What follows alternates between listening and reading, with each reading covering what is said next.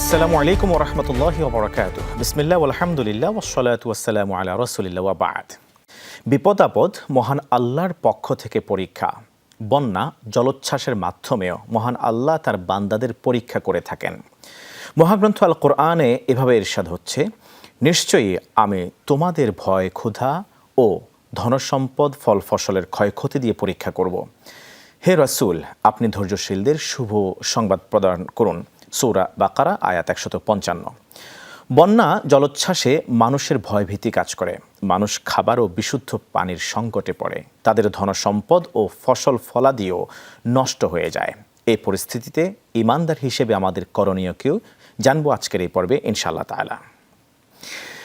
আজকের বিষয় বন্যার্তদের সহযোগিতায় করণীয়। সুপ্রিয় দর্শক শ্রোতা, কাছে এবং দূরে যে যেখানে আছেন সবাইকে স্বাগত জানাচ্ছি যমুনা টেলিভিশনের নিয়মিত আয়োজন in the name of Allah with BRB cables অনুষ্ঠানে আপনাদের সাথে আছি আমি মোহাম্মদ হিদায়াতুল্লাহ। অনুষ্ঠানটি টিভি সেটের পাশাপাশি যমুনা টেলিভিশনের ফেসবুক পেজে সম্প্রচারিত হচ্ছে।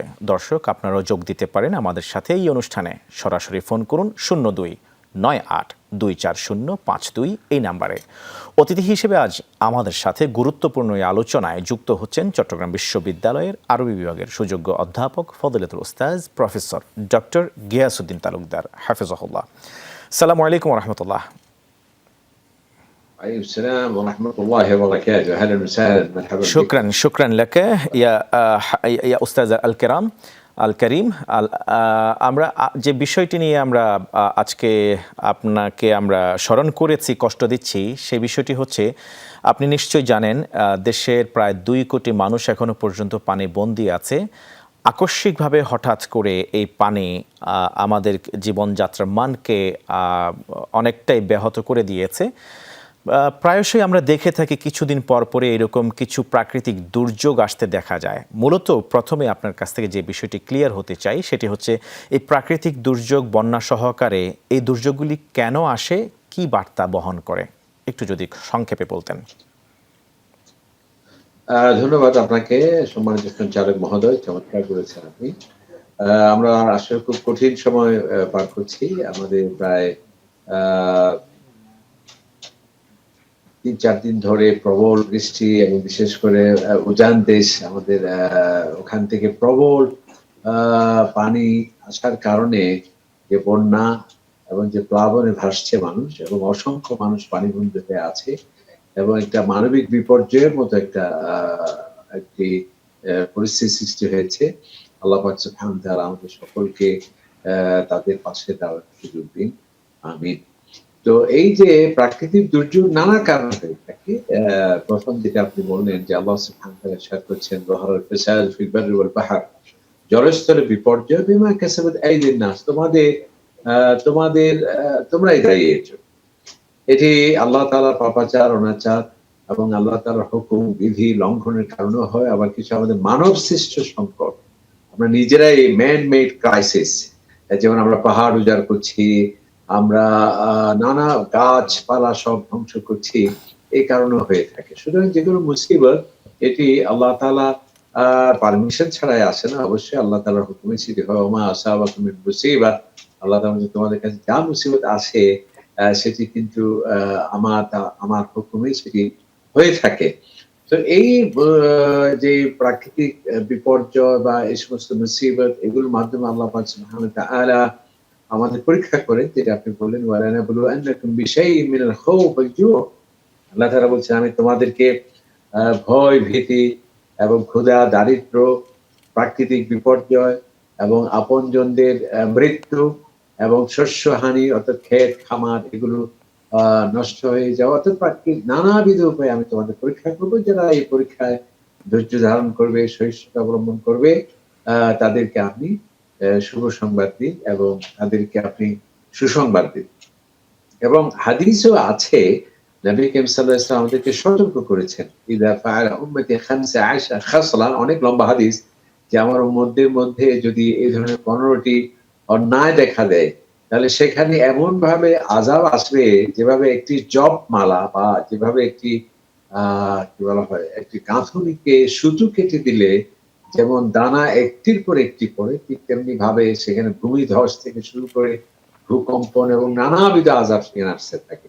সেখানে আল্লাহ রাসূল কারণ বলেছেন, যখন আমানতের পবিত্রতা নষ্ট হয়, যখন মদ্যপান বেশি হয়, অশ্লীলতা বৃদ্ধি পায় এবং যখন সেখানে অশ্লীলতা, বেহায়াপনা এবং ছেলেমেয়েরা যখন তাদের পিতামাতা অবাধ্য হয় এবং আরো অনেক কারণ সেখানে বলা হয়েছে। তাহলে এই বিপর্যয়গুলো অনেক সময় আমাদের আমাদের সৃষ্ট কারণে অনেক সময় হয়ে থাকে, যেটা আমি একটু আগেই বললাম। আমরা পাহাড় যদি উজাড় করি, গাছপালা ধ্বংস করছি এবং নদীকে গিয়ে নদী ধ্বংস করছি, আমরা সমুদ্রকে বিষিয়ে তুলছি নানাবিধ কারণে, যার ফলে ক্লাইমেট চেঞ্জ হচ্ছে। এবং আর কতগুলো আছে যে কতগুলো মানব সৃষ্ট সংকট আরো এর মধ্যে দেখা যায় যে কোনো একটা দেশের আ স্বাভাবিক সেখানে যদি কোনো কিছু ইয়ে হয়ে থাকে, সেখানে যদি উন্মুক্ত করা হয়, সেখানকার উজান দেশ যেগুলো আছে সেখান থেকে অনেক সময় প্রচন্ড পানি বেয়ে আসে এবং যেটি বন্যার কারণ হয়ে থাকে। তো মোট কথা আমরা এটাই বলি যে আল্লাহ পাক সুবহানাহু ওয়া তাআলার পক্ষ থেকে এটি একটা পরীক্ষা। আমাদের ধৈর্য ধারণ করতে হবে। আল্লাহ তাআলার প্রতি আমাদেরকে তাওয়াক্কুল বৃদ্ধি করতে হবে এবং আমাদেরকে ক্ষমা চাইতে হবে। এরপরে আমরা যারা সক্ষম ব্যক্তি আছেন তাদেরকে পাশে দাঁড়াতে হবে এবং আমাদের করণীয় কি যেগুলো ইনশাআল্লাহ হাদীসে তাআলা, আসছে এই যেসব বিষয়ে আমি কারণে আপনার কাছ বিপদ থেকে জানবো শেখ। মূলত যারা এখন পানি বন্দী আছেন তারা ইবাদত বন্দেগীগুলো কিভাবে করবেন, তাদের করণীয় শীর্ষক বিষয়ে আমরা বিরতির পরে জানবো। এবং পাশাপাশি আমরা এখনো পর্যন্ত যারা বন্যা কবলিত নই, আমাদের কি করণীয়, বন্যা কবলিত মানুষের জন্য আত্মমানবতার সেবায় কি করা উচিত বলে আপনি মনে করেন। স্বাগত শেখ। আরও একবার মতো আমরা বিরতির আগে মানবিক বিপর্যয় বা প্রাকৃতিক যে বিপর্যয়গুলি কেন এসে থাকে এই বিষয়ে আপনি যথার্থ কোরআন এবং সুন্নাহর আলোকে বলেছেন। এই পর্যায়ে আমাদের বলার কথা যে প্রায় 2 কোটির মতো মানুষ যে জলাবদ্ধতায় এখন আক্রান্ত, বানভাসী হয়ে গেছেন, তাদের যে দৈনন্দিন যে আমলগুলি আছে, যেমন নামাজ করা, ওযু করা ইত্যাদি ইবাদতগুলি তারা কিভাবে করবেন, আর তারা এই সময়ে নিশ্চয়ই আপনি বলবেন যে আল্লাহর উপরে বেশি তাওয়াক্কুল করবেন, আল্লাহকে বেশি বেশি ডাকবেন, তাহলে এই পানিবদ্ধতার মধ্য দিয়ে আল্লাহ তাআলার স্মরণ জিকির কিভাবে বাড়াতে পারেন, এই বিষয়টা যদি অল্প কথায় তুলে ধরতেন প্লিজ। ধন্যবাদ। আপনি সুন্দর বলেছেন। এ সময় আসলে মানুষ খুব কষ্টে দিন অতিবাহিত করছেন। এমনকি তাদেরকে আমাদের শুকনো খাবার দিয়ে সহায়তা করা উচিত এবং বিশুদ্ধ পানি সরবরাহ করা প্রয়োজন এবং কাপড়-চোপড় নিয়ে সহযোগিতা করা প্রয়োজন এবং আমরা যারা মেডিকেল টিম হতে পারে, যারা এগুলো সহযোগিতা করবে। এরপর আরেকটা জিনিস, এখানে কিন্তু যখন খুবই মানবিক বিপর্যয় দেখা দেয়, সেখানে আইন শৃঙ্খলা যাতে বিপর্যয় না হয় এবং সেখানে নারী পুরুষ এক জায়গায় থাকতে হয়, যাতে নৈতিকতা স্খলনজনিত কোনো অপরাধ ইনশাআল্লাহ এটা বাংলাদেশের কল্পনাতে হবে না। তারপর আমরা বলছি এরপর নীতি নৈতিকতা সেটি যাতে উন্নীত হয়। এরপর আপনি বললেন আল্লাহ তাআলার কাছে বেশি বেশি তওবা করা, দোয়া করা এবং অনেক সময় যে ওযু করা যদি খুব কঠিন হয়ে পড়ে, অবশ্যই সেক্ষেত্রে পানি আছে, পানি দিয়ে ওযু করতে পারবে। আর যদি কোনো কঠিন অবস্থা হয়, আমাদের ইসলাম তো বাস্তব ভিত্তিক ধর্ম, সেখানে তায়াম্মুমের ব্যবস্থা আছে। আর এই ধরনের যদি যখন খুবই কঠিন অবস্থা হয়, আমরা করোনার সময় দেখেছি, তাহলে অনেক সময় হয় কি যে ৫ ওয়াক্ত নামাজ পড়াটা খুবই কঠিন যদি হয়ে যায়, তাহলে ফজর তো সুনির্দিষ্ট নিয়মে পড়তেই হবে।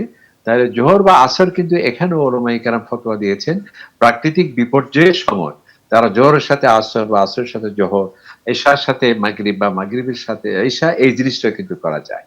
আর আমরা বলতে চাই এই সময় আমাদের সর্বোচ্চ যা আছে তা নিয়ে বন্যার্ত মানুষের পাশে দাঁড়াতে হবে। আল্লাহ তাআলা হচ্ছে তাআওয়ানুল বিররি ওয়াত তাকওয়া, তোমরা ভালো কাজে একে অপরকে সহযোগিতা করো। ওয়া আহসিন কামা আহসানাল্লাহু ইলাইক, আল্লাহ তাআলা বলছে আমি তোমাকে এত সম্মান দিলাম, এত মর্যাদা দিলাম, এত ধন সম্পদ দিলাম, তুমি আমার বান্দাকে সেই সম্মান, সেই মর্যাদা, সেই নেয়ামত তোমাকে যেভাবে এহসান করেছি তুমিও সেভাবে এহসান করো। তার মানে তোমার ধন সম্পদের মাধ্যমে তুমি তাদের সাহায্যে এগিয়ে আসো। এবং হাদিসে পাকে আল্লাহ রাসূল ইরশাদ করেছে, আল্লাহু ফি আউনিল আবদি মা দামা আল আবদু ফি আউনি আখিহি, কোন বান্দা যখন দুর্দশাগ্রস্ত, বিপদগ্রস্ত, এই ধরনের বান্দাসী বা অন্য যারা আছে তাদের সাহায্যে এগিয়ে আসবে, আমি আল্লাহ তাআলা তার সাহায্যে আমি এগিয়ে আসবো। আমাদের সরকার আলহামদুলিল্লাহ, যেহেতু অন্তর্বর্তী সরকারের প্রধান ডক্টর ইউনূস, যিনি সারা পৃথিবী বিখ্যাত, উনি যদি একটি ডাক দেন সারা পৃথিবী আলহামদুলিল্লাহ সাহায্য সহযোগিতা এগিয়ে আসবে। এত সত্ত্বেও দুর্যোগ মন্ত্রণালয় কাজ করছে, আমাদের দেশপ্রেমিক সেনাবাহিনীর নেতৃত্বে আপনার সেখানে যৌথ বাহিনী কাজ করছে এবং আমাদের বিভিন্ন রাজনৈতিক দলগুলো তারা কাজ করছে, বিভিন্ন সামাজিক সংগঠনগুলো কাজ করছে, এমনকি অনেক এনজিও, অনেক ইসলামিক এনজিও। আমি সেদিন অবাক হয়েছি, আমাদের এই যে সুন্নাহ ফাউন্ডেশন, যিনি এখানে নিয়মিত আলোচনা করেন আপনাদের যমুনা টিভিতে, 500 টন খাবার পাঠিয়ে দিয়েছেন। তো এভাবে আমরা যারা আছি, যেখানে যেভাবে হোক, সংগঠনের মাধ্যমে হোক, রাজনৈতিক দলের মাধ্যমে হোক, বিশ্বস্ত এনজিওর মাধ্যমে হোক, যা আছে তা দিয়ে আমাদের এই বিপদগ্রস্ত মানুষের সাহায্যে এগিয়ে আসতে হবে। এটা অনেক ঈমানের অনেক দাবি। ধন্যবাদ জানাচ্ছি এবং আপনাকে, আল্লাহ রাসূল বলেছেন, জাযাকাল্লাহ খাইরান শেখ। আমরা আরেকটি বিষয় আপনার কাছ থেকে ক্লিয়ার হব। অনেকেই এই সময় যে সাহায্য সহযোগিতা করবেন, একটি প্রশ্ন তারা জানতে চান যে যাদের জাকাত ফরজ হয়েছে কিংবা পরবর্তীতে দেবেন, তারা কি এই খাতে জাকাতের অর্থ দিতে পারবেন কিনা। শেখ, এই পর্যায়ে আমরা আপনার কাছ থেকে জানতে চাইব, বহু জনগণের বা দানশীল ব্যক্তিদের একটাই প্রশ্ন যে ফরজ দানের পাশাপাশি যে নফল সাদাকা করার যে গুরুত্ব তারা জানেন, কিন্তু তাদের হাতে এই মুহূর্তে নফল সাদাকা করার মতো সে অর্থ নেই। এখন যদি তারা তাদের সম্পদ থেকে যে জাকাত ক্যালকুলেট করতে হবে ভবিষ্যতে গিয়ে বা পরবর্তী বছরের, সেই ক্যালকুলেশনের অংশ এই মুহূর্তে বন্যার্থদের সাহায্যের জন্য ব্যয় করা, এটা জায়েজ হবে কিনা, শরিয়া অনুমোদন দেয় কিনা, এই বিষয়টি যদি একটু ক্লিয়ার করতেন। জি, ধন্যবাদ। আপনি একটা চমৎকার প্রশ্ন করেছেন। এই ধরনের প্রশ্ন করোনার সময় আসছিল, যে যারা জাকাত দিয়ে ফেলেছেন অথচ দেশে খুব কঠিন অবস্থা যখন সৃষ্টি হয়, এমত অবস্থায় যে আগামীতে যে জাকাত আসবে সেটা থেকে কর্তন কিংবা সমন্বয় সাপেক্ষে জাকাত দেওয়া যায় কিনা, অনেক উলামায়ে কেরাম সেটা জায়েজ বলেছেন। কারণ বৃহত্তর স্বার্থে উম্মতের কল্যাণ। এখানে জাকাতটা কেন? দারিদ্র্য বিমোচনের জন্য। জাকাত কেন? এই ধরনের অর্থনৈতিক চ্যালেঞ্জ মোকাবেলা করার জন্য। জাকাত কেন? যাতে দুর্দশাগ্রস্ত মানুষের সহযোগিতা করার জন্য। সুতরাং যিনি জাকাত দিয়ে ফেলেছেন এবং আগামীতেও একটা তার জাকাত আসতে পারে, বিগত বছর আমি কত জাকাত দিয়েছি এর উপর একটা আনুমানিক ক্যালকুলেশন করে আগামীতে সমন্বয় সাপেক্ষে এই জরুরি পরিস্থিতি দেওয়ার পক্ষে অনেক উলামায়ে কেরাম জায়েজ বলেছেন। শুধু জাকাত কেন, যেটা আপনি বলেছেন, আল্লাহ সুবহানাহু ওয়া তাআলা বলছে এটি মুখ্য সময়, আল্লাহ তাআলার সান্নিধ্য অর্জনের জন্য এর থেকে গুরুত্বপূর্ণ সময় আর হতে পারে না। আল্লাহ তাআলা বলছে আকরিদুল্লাহ কারদান হাসানা, তুমি আল্লাহ তাআলাকে কারজে হাসানা দাও। তার মানে হচ্ছে মানবতার পাশে দাঁড়ানো। এবং ওই যে মুসলিম শরীফের হাদিসটা আমাদের জানা আছে, আল্লাহ তাআলা বলবেন যে আমি ক্ষুধার্ত ছিলাম, তুমি খাবার দাওনি, আমি অসুস্থ ছিলাম, তুমি সেবা করোনি, আমি বিপদগ্রস্ত ছিলাম, তুমি দেখোনি। মানুষরা বলবে যে আয় আল্লাহ, আপনি তো খাবার বা বিপদ এগুলো তো কোনো কিছুই আপনার কাছে আসতে পারে না। তখন আল্লাহ তাআলা বলবেন যে আমি, আমার বান্দা বিপদগ্রস্ত ছিল, তাকে তুমি সাহায্য করলে, সেটি আমার তুমি সান্নিধ্য পেতে। সুতরাং নবী করিম সাল্লাল্লাহু আলাইহি ওয়াসাল্লাম সেই হাদিস, আহাব্বুল আমাল ইলাল্লাহ, আল্লাহ তাআলার কাছে সবচেয়ে পছন্দনীয় আমলের মধ্যে একটি হলো তাকশিফ আনহু কুরবা, তোমার ভাইয়ের বিপদ তুমি দূর করে দাও। আরেকটি হচ্ছে, দেখুন আমি এটা বলে শেষ করতে চাই, নবী করিম সাল্লাল্লাহু আলাইহি ওয়াসাল্লাম যখন ওহী পেলেন এবং তিনি জিবরাইল আলাইহিস সালামকে যখন সশরীরে দেখতে পেলেন, তখন তিনি ঘরে ফিরে বললেন আমাদের মাকে, এলাকা খাশিতু আলা নাফসি, আমি খুব আশঙ্কা করছি আমার জীবনের উপর, কি যে দেখলাম। আমাদের মা কি বলেছিলেন?